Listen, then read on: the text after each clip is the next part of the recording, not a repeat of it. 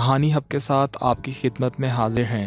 آج کی جو کہانی ہے وہ ماہنامہ ڈر سے لی گئی ہے، کیونکہ میرے کچھ دوست ایسے ہیں جنہیں ڈرونی کہانیاں بہت پسند ہیں۔ خواہش ظاہر کی تھی کہ ڈرونی کہانیوں کا سلسلہ بھی شروع کیا جائے، تو آپ کی خواہش کو مد نظر رکھتے ہوئے ایک خوفناک کہانی لے کے حاضر ہے۔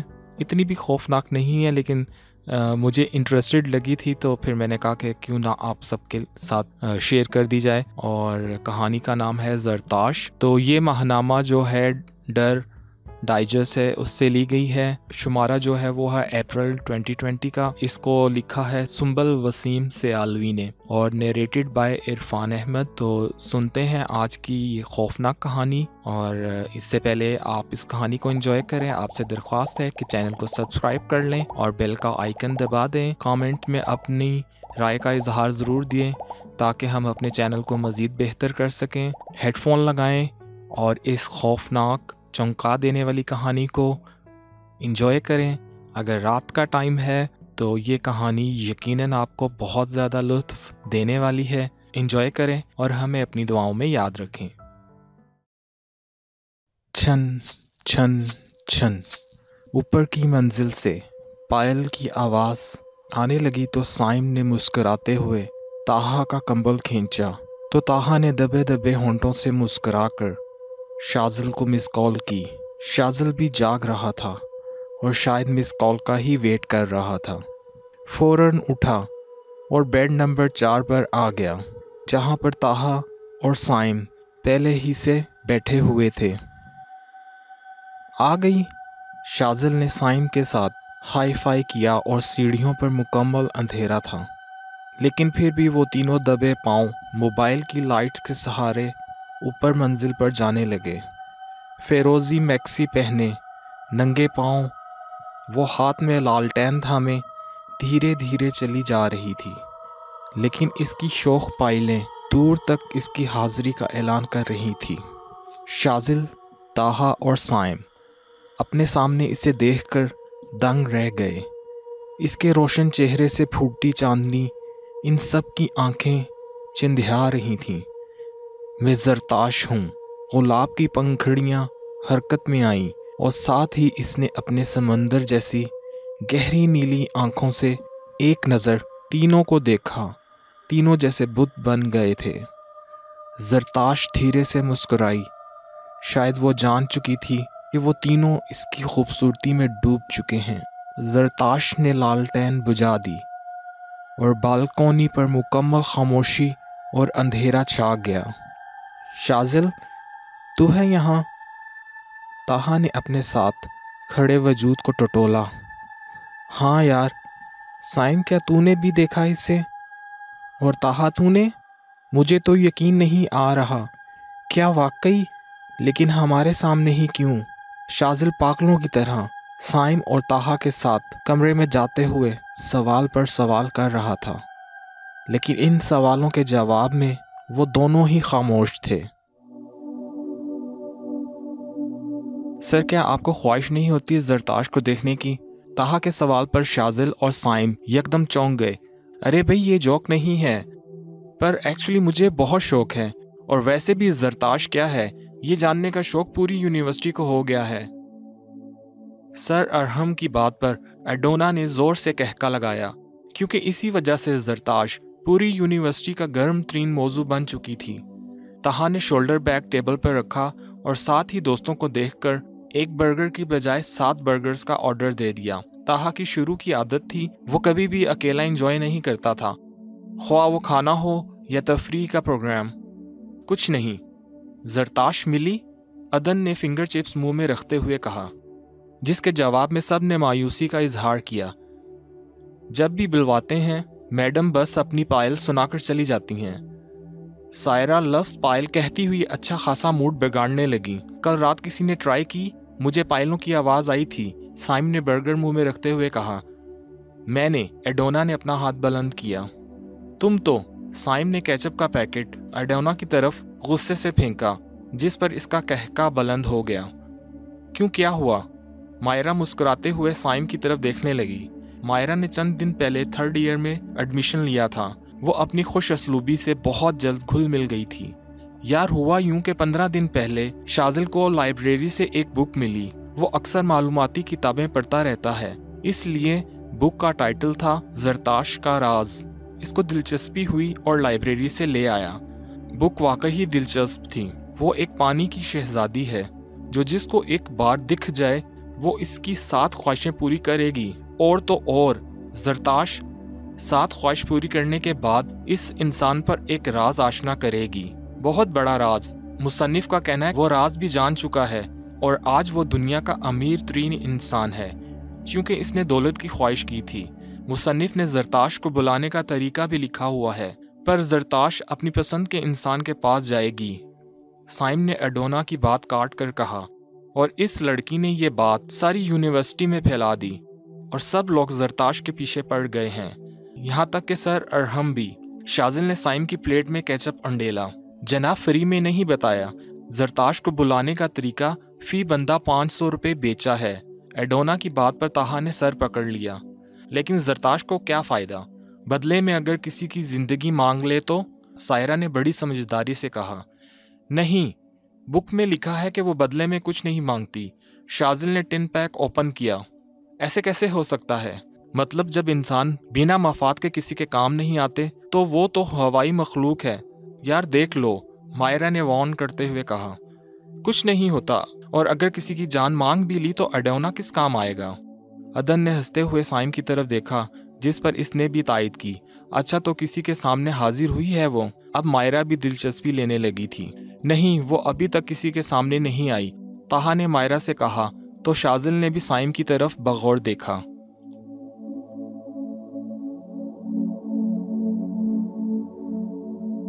تین سال پہلے وہ مصنف اور اب ہم. تاہا نے شازل کی طرف دیکھا جو کتاب میں گم تھا. وہ آئی تو بس ہمارے سامنے ہی ہے. اب کیا سوچا ہے؟ سائم نے موبائل آف کر کے سائٹ پر رکھ دیا. ہم نہ بھی بلوائیں تو وہ پھر بھی آ جائے گی.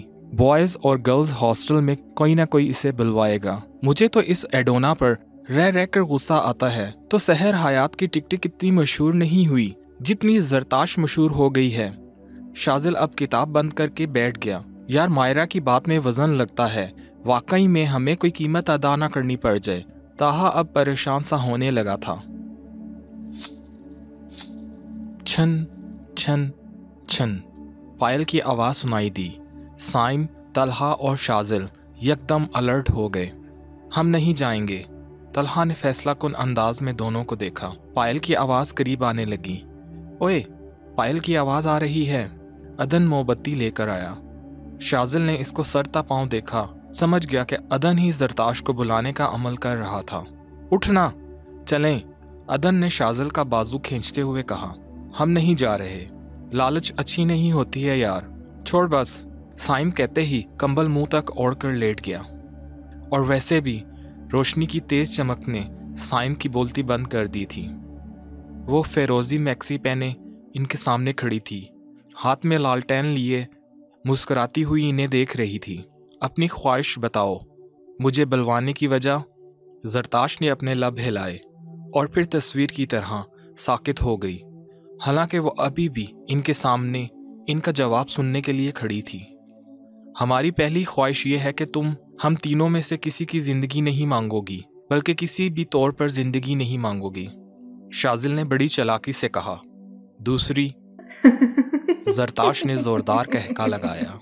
ہم تینوں کو CSS میں ٹاپ کروا دو. شازل زرتاش کی نیلی آنکھوں میں جھانک کر بولا. تیسری؟ زرتاش مسکراتے ہوئے بولی. ہماری جابز کنفرم کروا دو. چوتھی؟ مجھے کینیڈا سیٹ کروا دو، فیملی سمیت. پانچویں؟ میرے دوستوں کو ویل سیٹلڈ لائف چاہیے. چھٹی؟ شازل نے آہستہ آہستہ اپنی ساری خواہشیں زرتاش کو بتا دیں. ساتویں؟ آخری خواہش پر شازل کے وجود پہ سکتہ طاری ہو گیا. میں مرنے سے پہلے ایک کتاب لکھنا چاہتا ہوں. شازل کی بات سن کر وہ فتحانہ انداز میں مسکرائی اور لالٹین بجھا دی. خوش ہو؟ شازل نے بیڈ پر بیٹھتے ہوئے کہا. کیوں یار، سنا نہیں؟ میں نے ساری خواہشیں بتا دیں اسے. تاہا کے سوال پر شازل نے جواب دیا. ہم نے سچ میں نہیں سنا. وہ اتنی خوبصورت ہے کہ اسے دیکھنے کے بعد کچھ ہوش ہی نہیں رہتا۔ سائم نے وضاحت دی تو شاذل نے ان دونوں کی ساری خواہشیں بتا دیں۔ اور ساتویں؟ طاہا نے بے چینی سے پوچھا۔ ساتویں تو یاد نہیں، ساتویں کا پتہ نہیں، پر اس نے ہماری خواہشیں پوری کرنے کا وعدہ کیا ہے۔ شاذل کی آنکھوں میں چمک آ گئی تھی۔ چل ساتویں چھوڑ، 6 بھی پوری ہو جائیں تو بڑی زبردست بات ہے۔ سائم کھلکھلا کر ہنسا۔ عدن کہاں ہے؟ عدن کو نہ پا کر سائم نے پوچھا۔ جب وہ روشنی کا چمکارا پڑا تھا تب سے بے ہوش ہے۔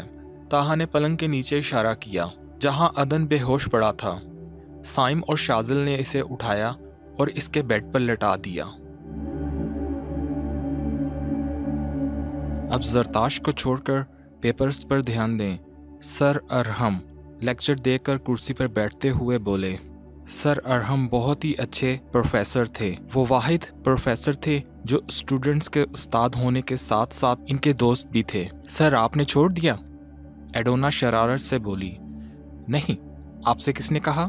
پر وہ لگن نہیں رہی، کیونکہ زرتاش بس اپنی پائل سناتی ہے، سامنے نہیں آتی۔ سر ارحم کی آواز میں دکھ واضح تھا۔ اس کی حقیقت کا اندازہ تو 2 ماہ بعد ہی ہو جائے گا۔ دیکھتے ہیں وہ ہمیں ٹاپ کراتی ہے یا نہیں۔ ہاں واقعی؟ سائم نے شاذل کی بات میں ہاں ملائی۔ شاذل آپ بتاؤ نا، آپ نے تو سب سے پہلے وہ بک پڑھی تھی، تو آپ کو کیسا لگا؟ سر ارحم نے شاذل سے پوچھا۔ کچھ خاص نہیں سر، بس جستجو ہوتی تھی، لیکن واقعی میں بس پائلوں کی آواز آتی ہے اور کچھ نہیں، شاذل نے مختصر سا جواب دیا۔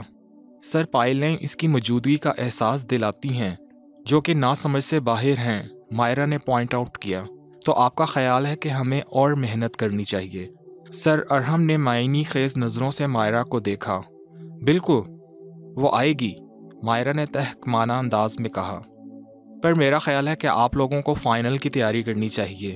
سر ارحم نے اپنا فیصلہ سنایا اور سب خاموش ہو گئے۔ کلاس کا ٹائم ختم ہو گیا تھا اور سب باہر آ گئے تھے۔ وقت ایسے ہی گزرتا گیا اور سب کے دماغ میں سے زرتاش اوجھل ہونے لگی۔ اب بلانے پر پائلوں کی آواز آنا بند ہو گئی تھی، اس لیے سارے اسٹوڈنٹس اپنی پڑھائی میں مگن ہو گئے تھے۔ سب کو ایک دوسرے سے آگے نکلنے کی جلدی تھی۔ خدا خدا کر کے امتحانات سر پر آ گئے اور پھر پیپر سے فارغ ہو کر سبھی دوست تفریح پر نکل گئے۔ ہیلو، کیا سچ میں؟ طاہا نے فون اٹینڈ کرتے ہی کہا۔ یار ہمارا رزلٹ آ گیا ہے، نیٹ اوپن کر۔ طاہا نے فون بند کیا اور سائم سے کہا۔ سائم نے یونیورسٹی کی ویب سائٹ اوپن کی۔ سب سے پہلے طاہا کا رول نمبر کھولا۔ واہ یار، what a success, great numbers. Taha کے نمبرز دیکھ کر سائم خوشی سے بولا۔ اب سائم کا رول نمبر کھلا، اس کا رزلٹ بھی کافی اچھا آیا تھا۔ شاذل کا نمبر اوپن کرو۔ نہیں ہو رہا، شاید لوڈ زیادہ ہے، چل یونیورسٹی چلتے ہیں۔ طاہا نے بائک سٹارٹ کی اور وہ کچھ دیر بعد یونیورسٹی میں تھے۔ ویل ڈن شاذل احمد، سر ارحم نے شاذل کو گرم جوشی سے کہا۔ ارے طاہا سائم، آپ کے دوست نے پوری یونیورسٹی میں ٹاپ کر لیا ہے، انفیکٹ ان کو چائنا بھیج رہے ہیں، انہیں اسکالرشپ ملی ہے۔ سر ارحم کی باتیں سن کر سائم اور طاہا کو حیرت کا شدید جھٹکا لگا، کیونکہ وہ پڑھائی میں سب سے کم تھا۔ بہت بہت مبارک ہو شاذل، سائم نے اسے آگے بڑھ کر گلے سے لگایا۔ طاہا بھی آگے بڑھا۔ باقی گروپ کا کیا بنا؟ سائم نے سر ارحم سے پوچھا۔ ایڈونا پاس ہو گئی ہے، سائرہ کی ایک سبجیکٹ میں کمپارٹ آئی ہے، اور مائرہ بھی 100 مارکس سے پاس ہوئی ہے۔ عدن کا رزلٹ تو کافی برا آیا ہے، سر ارحم نے تفصیل بتائی۔ چلیں best of luck for your future, Taha نے شاذل اور سائم سے کہا اور اپنی اپنی منزل پر گامزن ہو گئے۔ وجی وجی وجی، سارا ہال وجی کے لیے چیئر اپ کر رہا تھا۔ لاسٹ منٹ میں آخری گول وجی کا منتظر تھا، جبکہ مخالف ٹیم کا گول کیپر آنکھیں پھاڑے وجی کو گھور رہا تھا۔ وجی نے آنکھیں بند کر کے لمبا سانس لیا اور اگلے ہی سیکنڈ زوردار کک لگائی۔ فٹ بال ہوا میں اڑتا ہوا نیٹ کی طرف بڑھا تو گراؤنڈ میں ایک دم خاموشی چھا گئی۔ اوپر کا سانس اوپر اور نیچے کا سانس نیچے رہ گیا۔ فٹ بال تیزی سے اڑتا ہوا نیٹ سے ٹکرا گیا۔ گول کیپر نے فلائنگ جمپ لیا، پر بال روکنے میں کامیاب نہ ہو سکا۔ हाल में एकदम शोर बरपा हो गया। वजी वजी, सारे जोश में आकर ग्राउंड में कूद पड़े और इन सब में सबसे आगे एडोना थी, जो अपने बेटे की कामयाबी पर तकरीबन नाच ही रही थी। वजदान भी एडोना को रोकने की बजाय इसके साथ मिलकर भंगड़ा डाल रहा था, जबकि साइम दूर खड़ा तालियां बजा रहा था। पता नहीं कब अकल आएगी इसको। साइम मुंह ही मुंह में बड़बड़ाया, पापा, मामा को क्यों रोका? मेरे कॉलेज वाले तो मामा के डांस के फैन हैं। वजदान ने हंसते हुए साइम से कहा, पापा, मैं 1 मिनट में आया। वजदान तकरीबन भागता हुआ कॉलेज में गया। साइम और एडोना कार में जाकर बैठ गए और वजदान का इंतज़ार करने लगे। थोड़ी देर में जब वजदान आया तो साइम ने कार स्टार्ट की और थोड़ी ही देर बाद वो शानदार कोठी के सामने थे। एडोना मुलाजमा से कहकर गई थी कि इनसे पहले वो वजदान की पसंद के सारे खाने टेबल पर सजा दे। सारा घर खाने की खुशबू से महक रहा था। उफ नसीमा बीबी, आपका हाथ और आपका खाना मैं किस दिन काट कर रेस्टोरेंट में महंगे दामों फरोख्त कर दूंगा। वजदान के मजाक पर नसीमा बीबी की आंखें उबल पड़ी, जबकि एडोना कहका लगाकर हंस पड़ी। पापा, आपको पता है, कल मेरे फ्रेंड को एक किताब मिली, बड़ी दिलचस्प किताब है। अच्छा, हाँ, अच्छी बात है। इंसान में शौक़ अदब भी होना चाहिए, साइम ने कबाब उठाते हुए कहा। नहीं पापा, असल में आलैन ने बड़ी मज़े की बात बताई है। वो ये कि वो बुक किसी जरताश नामी लड़की के मुतालिक है। इसको पानी की शहजादी कहते हैं। साइम वजदान की बात काट कर बोला, आप जानते हो? वजदान ने हैरत से साइम की तरफ देखा। रुकिए। वजदान जल्दी से उठा और कमरे से वो किताब उठा लाया। इस दौरान एडोना और साइम खामोश रहे। वजदान के हाथों में किताब देखकर हैरान रह गए। साइम ने कांपते हाथों से किताब वजदान के हाथों से झपट ली। ये तो मैंने खुद, बल्कि मैं और ताहा, हम दोनों ने जला दी थी। पर फिर ये? साइम हैरत से किताब उलट पलट करते हुए बोला। मैं समझा नहीं पापा। वजदान बाप को तकने लगा। 28 साल पहले, एडोना ने वजदान को बताना शुरू किया। तो क्या अंकल शाजिल की मुरादें पूरी हो गई थीं? वजदान ने एडोना से पूछा। लगता तो है, क्योंकि इसने टॉप कर लिया था। ख्वाहिश के मुताबिक इसकी जॉब भी लग गई। इसने ख्वाहिश की थी कि वो फ़ौरन रिहाइश करे, वो भी पूरी हो गई। जब से कनाडा गया है हमें इसके बारे में कुछ नहीं पता, लेकिन तुम इस किताब से दूर रहना। साइम ने वजदान के हाथों से किताब लेते हुए कहा। लेकिन पापा, शाजिल अंकल की ख्वाहिशें तो पूरी हो गई थीं। मेरे ख्याल में हमें भी ट्राई करना चाहिए। वजदान तो जैसे डट चुका था। मैंने कहा ना, नहीं। साइम ने वो किताब उठाई और जल्दी जल्दी सीढ़ियाँ चढ़ता हुआ अपने कमरे में चला गया। साइम ने किताब एक तरफ को फेंकी और खुद कुर्सी पर बैठकर इसे देखने लगा, जिस पर जरताश का राज लिखा हुआ दूर से चमक रहा था। वो सोचने लगा, इसे याद था वो सब, क्योंकि वो हसीना फेरोजी मैक्सी में आसमान से उतरी शहजादियों की तरह छन छन करती बॉयज़ हॉस्टल में वो दंदनाती फिरती थी। साइम को आज भी जरताश का वो खूबसूरत चेहरा याद था। थोड़ी देर बाद वो उठा और किताब की तरफ बढ़ा। वो जानता था शाजिल के कनाडा जाने के बाद जब इसे बिजनेस में मुश्किलात का सामना हुआ तो एक दिन गुस्से में आकर साइम ने वो किताब जला दी, जिसकी बदौलत शाजिल ने अपनी ज़िंदगी तो संवार ली पर दोस्तों को धोखे देता रहा। साइम ने जल्दी से किताब खोली और पहली सतर पर नज़र पड़ी तो देखा कि लफ्ज़ ब लफ्ज़ वही था जो 28 साल पहले पढ़ा था। साइम ने दोबारा किताब बंद करके रख दी। कुछ देर सोचने के बाद इसने वो किताब फिर उठाई और कांपते हाथों से किताब का पहला सफ़ा खोला। मुसन्निफ शाजिल अहमद। साइम के पैरों से ज़मीन निकल गई। साइम का दिमाग चकरा गया। वो कुर्सी के सहारे खड़ा हुआ और मोबाइल निकालकर ताहा का नंबर डायल करने लगा। मुख्तलिफ जगहों, पब्लिकेशंस, सेंटर्स, यूनिवर्सिटी से जो भी पते लिए, सब पर शाजिल का कुछ पता ना था। शाजिल की फैमिली कनाडा शिफ्ट हो चुकी थी, लेकिन वो भी अब पहुंच से दूर थे। साइम और ताहा ने फैसला किया कि वो कनाडा जाएंगे ताकि शाजिल का सुराग मिल सके, और फिर पहली ही फ्लाइट से वो कनाडा पहुंच गए। जो पता शाजिल के रिश्तेदारों ने इन्हें दिया था वो वहां पहुंचे। वो कोई कदीम खूबसूरत घर था, शाजिल हट। انگریزی میں لکھی نیم پلیٹ کو دیکھ کر طاہا بڑبڑایا۔ بیل بجانے پر کوئی نہ آیا تو سائم نے اندر جانے کا فیصلہ کیا۔